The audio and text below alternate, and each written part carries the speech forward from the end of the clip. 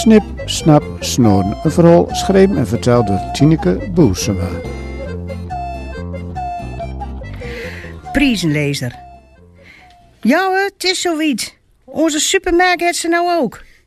Met die woorden en 2 volle boodschaptassen stapte mijn man de keuken binnen.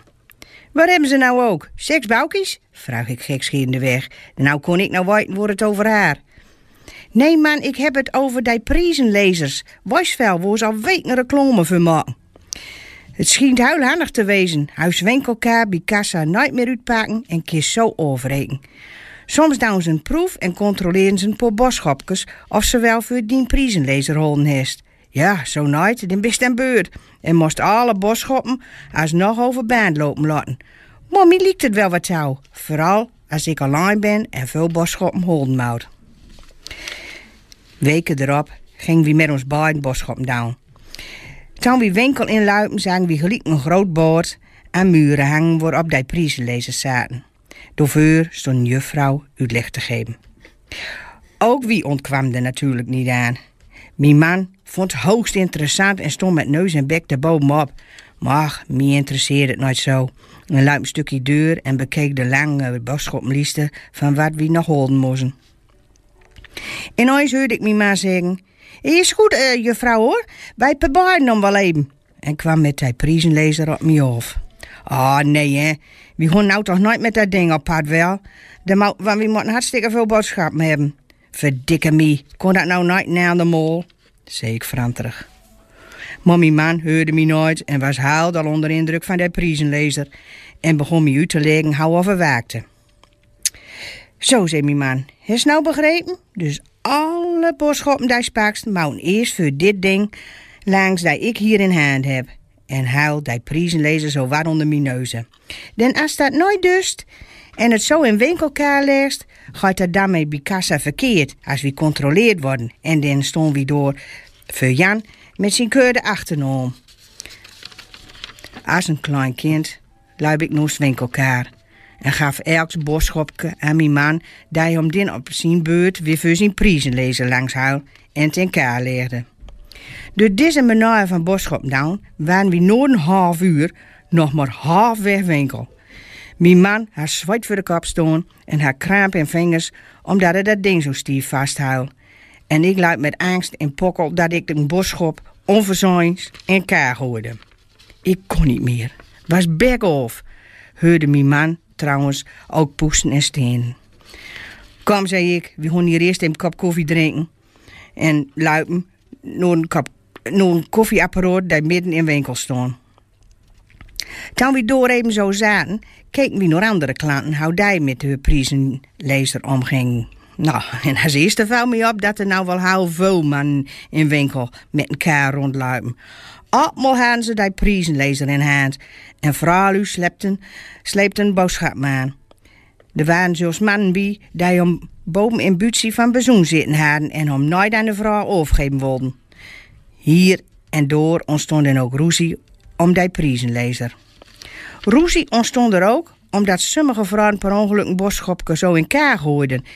En mannen door in waren rookten en nooit meer wisten of ze het nou wel of nooit hadden laten lezen voor dat ding.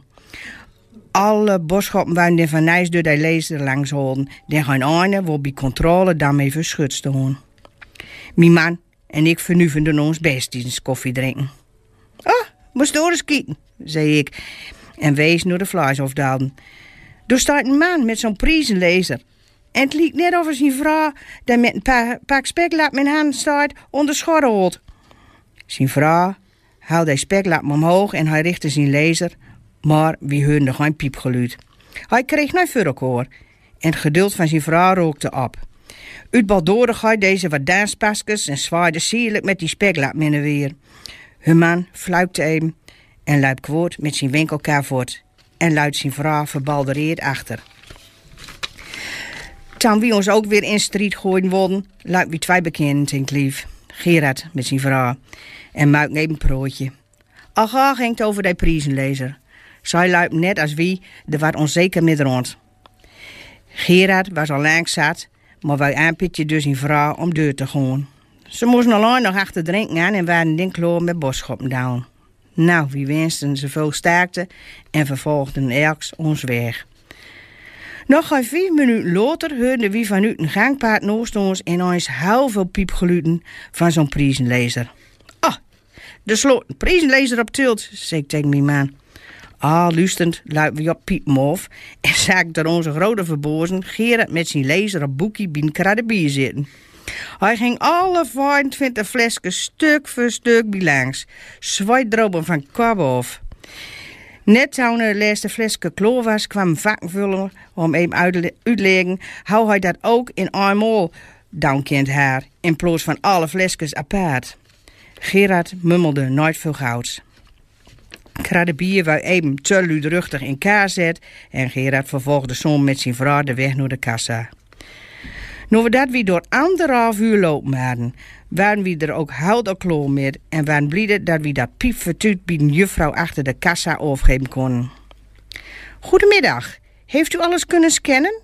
En in tijd haal zij de prijzenlezer voor een uitleespunt langs. Ja, we, zei mijn man trots, fluitje van cent. Oh, zei ze, ik zie dat hij aangeeft dat ik 10 producten moet controleren. Een steekproef noemen we dit. Daarmee hadden we toch wat vergeten te laten lezen door die prijzenlezer. En moesten we voor volk en vaderland alle boodschappen uit elkaar op band zetten. We houden onze oren in. Klaar, zei het wichtje. En wie konden betalen. Ik ben nog nooit zo blij geweest dat Arne zei dat we betalen konden. Mijn man rekende zelfs af met een lach op zijn gezicht.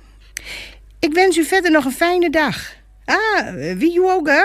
Zei wie touwgelijks en luid met borst voor u de winkel uit, omdat we die prijzenlezencontrole toch maar even overleefd hadden. Toen we parkeerplaats overreden, zei mijn man, ach, eigenlijk valt het wel meer. Aan de moor van meer, maar weer apart met dat ding. We moeten gewoon even met leren omgaan. En zo was het ook. Door een poormol hebben we door nog met zwaard op kop lopen. En nou is het nog mooiste ook van de wereld. Alhoewel, voor mijn man. Want ik kreeg namelijk de kans nooit om met dat ding te lopen. Als we de winkel in gaan en ik zeg dat ik die prijzenlezer wel inpak, zet hij zo wat gelijk op me lopen om als eerste dat ding in handen te krijgen. En wil hem dan ook niet meer overgeven. Maar goud, hij doet nou met heel veel plezier aan boodschappen. En daar heb ik ook voordeel van. En zo ben er in elk geval 2 blijde max met komst van prijzenlezers in supermarkt.